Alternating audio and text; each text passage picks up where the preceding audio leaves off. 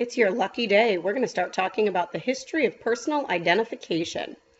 We're going to start with Cesare Lombroso. He was an Italian physician in the late 1800s. And what he said is that you could identify someone who was going to be a criminal because they look like apes. He actually thought that being a criminal was inherited. So it was something that was passed on from a parent to a child. And along with that would be passed on your physical characteristics. So if you just look at someone's physical characteristics, you can tell whether or not they're going to be a criminal.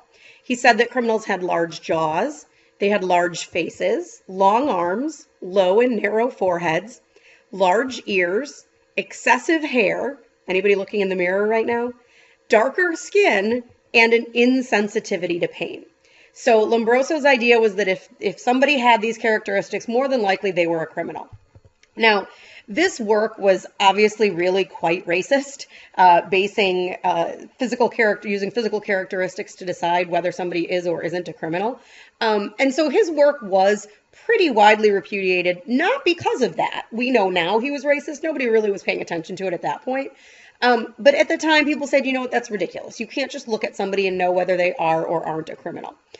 However, his work did spawn a lot more work in finding a way to systematically identify people, because before that it had been fairly arbitrary. And so he was one of the first, at least as far as European history is concerned, to say, hey, there's got to be a way we can quantify this, that we can, make kind of a checklist and figure out who's who. The next guy to come along was Alphonse Bertillon. He was a French police clerk. This was also the late 1800s. And what he wanted was to end the problem of repeat offenders traveling from place to place. There was this problem in Europe because, places are so close together.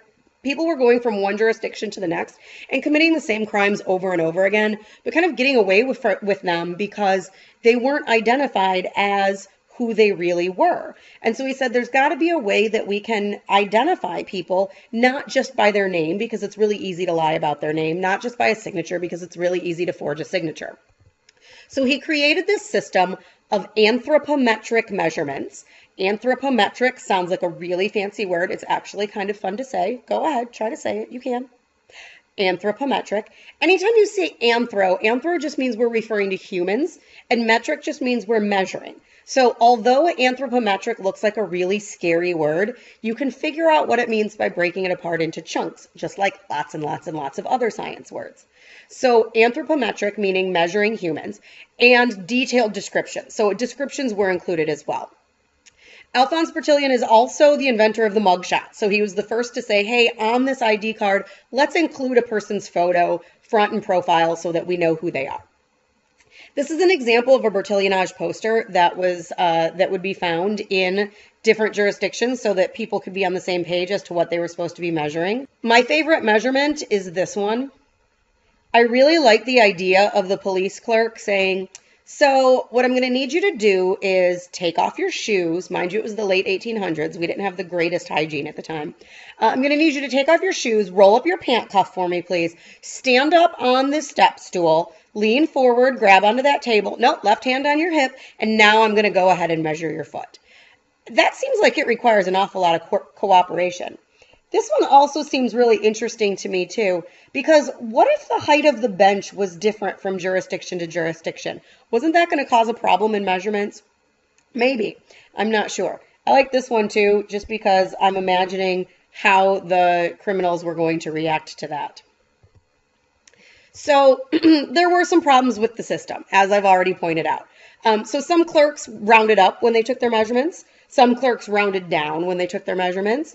You guys know from your activity in class, some clerks use the metric system. Some clerks use the imperial system. Some clerks skipped the measurements altogether. Some of them tried to mechanize the system, so they tried to create their own little tools that were going to do it for them. This tool in this picture is not a bad tool. That's called a caliper. You'll use those later in the school year. And then, of course, as I mentioned before, a certain degree of criminal participation was necessary. Here's a picture of a criminal getting measured. I really like that he's barefoot in his fancy pinstripe pants, and he's getting that arm measured using just a really larger version of the calipers. Despite those problems, Bertillonage stayed the method du jour. It was the method everybody was using for about 20 years. So for 20 years, as much as we think, gosh, this is silly, gosh, this didn't really work for us, for about 20 years, that's the best we had. That was working really well for us. Now, we know that fingerprinting came next, and I'm going to give you a little bit of the history of fingerprinting, not because I need you to know all the dates, but because I want you to be aware of some of the cultural implications and things that came along with this, and some of the history is really interesting as well. And there's way more to it than this, and you can go online. I can refer you to a website if you're interested. Let me know where you can learn more about this. A quick Google search also will get you that. But this is really interesting. I just want to point out a couple things about the way we learn and study history, whether it's forensic science history or any other history. So as early as the 200s BC, the Chinese were using handprints as a way to identify burglars. And so you can see that in this stone, there is a fingerprint that is embedded. And of course, I don't read anything of these characters, but my guess is that's some sort of either case data or a person's, name saying this fingerprint belongs to this person. In the 1400s, so we're over to AD now, so 1600 years later, but in the 1400s, there are Persian records, and Persia, for those of you who've forgotten, is Iran now. There were Persian records that indicate the use of fingerprints in identifying people. So 200s BC in China, 1400s AD in Persia, we've already got fingerprinting getting used to identify people. Fast forward to the 1600s AD. This is when Europeans first started studying friction ridges, but at that point, they didn't realize that friction ridges were unique, that they were different from person to person. In 1858, Sir William James Herschel, in, I have no idea how to say this name, Yungapur, India, that's my guess, had locals put handprints on contracts. So if a local was coming in to sign a contract, so he was British and he was a government agent there. And what he did was if the natives came in and needed to do a contract, that he would have them sign, but he would also have them put their handprint on it. The reason he did that is that he thought that the locals would be less likely to deny a signature was their own if their handprint was there. He thought that it would freak them out and really make them afraid. He didn't actually think that there was a difference in handprints. He just thought he was doing it purely psychological, purely superstitious kind of reasons. But what happened is he got more and more people's handprints. And the more and more handprints he got, the more he started to look at them. And he realized that those handprints were unique from person to person. So in 1888, Sir Francis Galton was this guy who was a cousin of Charles Darwin. And he started investigating fingerprints as a means of identification. Now, what I want to point out here before I tell you this story, it's not really a good story, but this little anecdote, is I want to point out to you that the Chinese and the Persians had been doing this more than 200 years before. But when we talk about the history of fingerprinting, you'll hear Galton's name as kind of the first one who ever did anything with fingerprinting. So again, we see that the Europeans are the ones who kind of get credit for devising something, even though it had been done beforehand. So at any rate, Sir Francis Galton was a cousin of Charles Darwin. So what happened was in 1880, this guy named Dr. Henry Folds was also working overseas. He was working at a hospital in Tokyo, British, working at a hospital in Tokyo, and he was doing some work with fingerprints. And he realized that there was some really cool stuff going on and that you could use them to identify people. So he sent the information to Charles Darwin and he said, "Hey, Darwin, I just made these cool discoveries. Here's some work that I've been doing. What can you do with it?" Darwin responded and said, "I'm too old. I'm too ill. I can't do anything with this. I don't have time for this, but I'm going to pass this information along to my cousin." So he passed that information along to his cousin, who was Sir Francis Galton. Galton then took it and ran with it. In 1891, Juan Vucetich was a guy in Argentina, and he was a police official, and he heard about the Galton system. And so he started using the Galton system in addition to Bertillonage. So he was kind of using them side by side. Bertillonage was still in use. It was kind of the accepted system at the time, but he thought fingerprinting was kind of cool and was working for him. So he slipped it in and started to use it. In 1892, there was the first criminal fingerprint identification, and that was of a woman named Francisca Rojas in Necochea, Argentina. There's a great story about Francisca Rojas, and I'm actually going to read it to you. So you get to stop for a moment and you get to just listen. I'm going to include the text so that you can follow along if you want to have something to look at, or if you want to just close your eyes and listen to the melodious tones of my voice, you are more than welcome to do that as well. The story I'm going to read to you comes from a book called The Casebook of Forensic Detection. You'll be reading a lot of cases out of it this school year, but the first one I'll read to you. You already know that it takes place in 1892 in Necochea, Argentina. At first glance, the town of Necochea on Argentina's Atlantic coastline, some 250 miles south of Buenos Aires, might appear to be an unlikely setting for criminological history. Yet it was here, in 1892, in a hut on the outskirts of town, that a double murder took place, the repercussions of which are felt to the present day. The victims were the two illegitimate children of a 26-year-old woman named Francesca Rojas. On the evening of June 19th, Francesca burst into a neighbor's shack, screaming that Velasquez had killed her children. Velasquez, the neighbor knew, worked at a nearby ranch and had been an ardent, if unsuccessful, suitor of Francesca's. After sending his son for the police, the neighbor went to Francesca's hut and found the children, a boy of 6 and a girl of 4, dead from massive head wounds. No weapon was found. The chief of police spent little time examining the crime scene. He wanted to know more about Velasquez. Francesca sobbed that Velasquez, a middle-aged simpleton, was madly in love with her, but she had spurned his every advance. That afternoon, the feeble-minded ranch worker had called, more insistent than ever. Finally, she had stunned him with the revelation that she had promised herself to another, younger man. Velasquez became apoplectic. Insults flew wildly. So did the threats of revenge. Then he rushed off. That evening, returning from work, Francesca found the front door wide open. As she approached, Velasquez had bolted from the hut, almost knocking her over in his haste to get away. In the bedroom, she found both children dead. Taken into custody that night, Velasquez admitted having threatened Francesca, but denied putting any such plans into practice. Even a severe beating could not budge Velasquez's claims of innocence. In frustration, the police chief opted for drastic measures. He had Velasquez bound and laid beside the illuminated corpses of the children all night in hopes that remorse and fear of retribution would loosen his tongue. The next morning, Velasquez was unshaken. Neither did another week of relentless torture elicit any change in his story. Whether through weariness or a growing sense that he might be investigating the wrong man, the police chief began to look elsewhere. Already, rumors were circulating about Francesca and her young lover, who had previously been overheard, saying that he would marry her were it not for those 2 children. While the police chief's suspicions were now focused elsewhere, his investigative techniques had lost none of their flair. He sought to jolt Francesca's nerves by spending an entire night outside her hut, rattling the windows and doors, and crying out in what he imagined the voice of an avenging angel might sound like. But Francesca was made of sterner stuff than that. At dawn, she left for work, her conscience intact, none the worse for the chief's nocturnal nonsense. And still, she was adamant that Velasquez was the killer. At this point, assistance was requested from the regional headquarters at La Plata. This was a stroke of immense good fortune, for overseeing the Bureau of Identification was a Dalmatian immigrant named Juan Vucetich, who earlier than most had seen the advantages of fingerprinting over Bertillonage. In September 1891, using Galton's basic material, he had formulated a 10-finger classification system.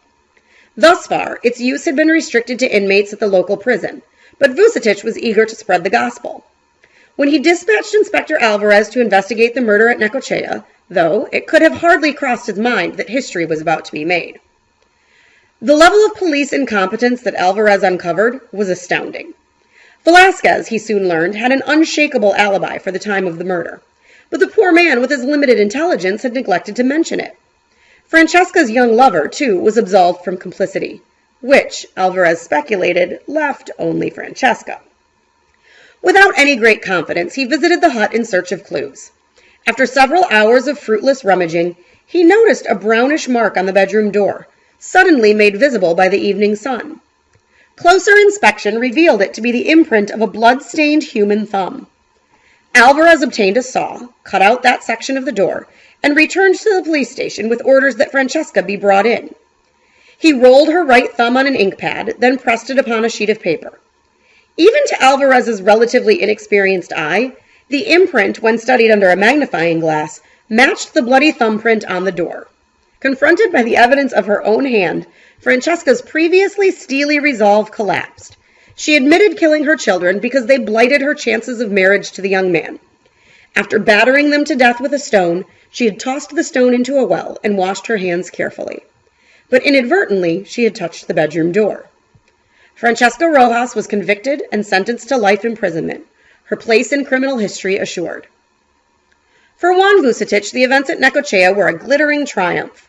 He wrote to a friend, "I hardly dare to believe it, but my theory has proven its worth. I hold one trump card now, and I hope I shall soon have more." Sadly, his confidence was misplaced, as official hostility to fingerprinting forced a return to Bertillonage. Undismayed, Vucetich fought back, and in 1916 actually succeeded in setting up a general register of identification predicated on fingerprinting the entire population. But the scheme proved hopelessly unpopular. Riots and civil disorder eventually forced the government to abandon the plan and destroy its records. In 1925, Juan Vucetich died. Some said of disillusionment. Carrying on. In 1897, these two guys, again, names I have no idea how to pronounce. I'm going to do my best here. Azizul Haq and Hemchandra Bose, who were two Indian fingerprinting experts in Calcutta, developed a classification system for fingerprints. So, again, these Indian guys were the experts in fingerprinting. They developed the classification system, but it got named the Henry classification system because their supervisor at the time was a British guy named Edward Richard Henry. So one more time we see where we've got people who are non-European who've created the system, but we've got a European guy who's getting credit for it. So here's Azizul Haq, there's Hemchandra Bose, and there's Edward Richard Henry. So, just kind of tuck that into your brain about learning about history. So in 1900, Henry published a book about using fingerprinting to identify criminals. He also testified before a committee, and that committee ultimately recommended replacing Bertillonage with fingerprinting. Things sort of culminated from here, went pretty quickly. The fingerprint branch at New Scotland Yard was established. By the way, Scotland Yard, for those of you who aren't sure, Scotland Yard, not in Scotland. Scotland Yard is in England. It's the Metropolitan Police Force.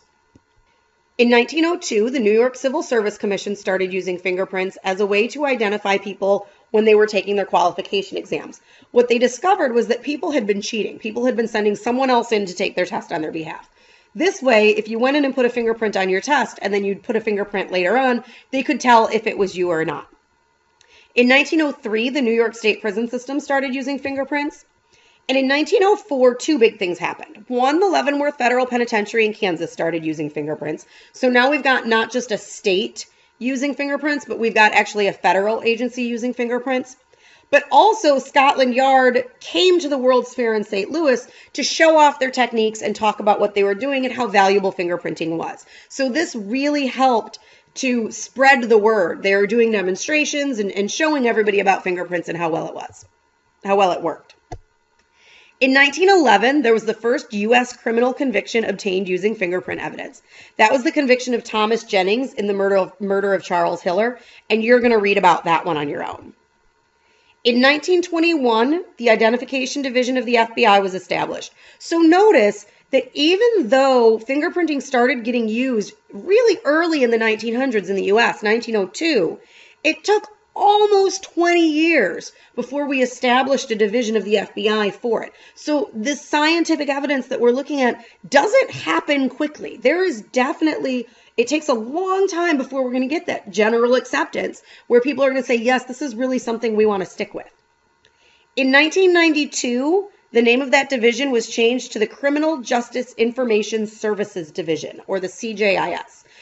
The scope, the span of what that organization was going to do was kind of expanded a little bit more, included things about terrorism and criminal activities, and different ways to identify people. And so it gave them sort of more things to do, but included fingerprinting in along with that. So that's what we have for our history of fingerprinting. We will talk soon about the specifics of fingerprinting.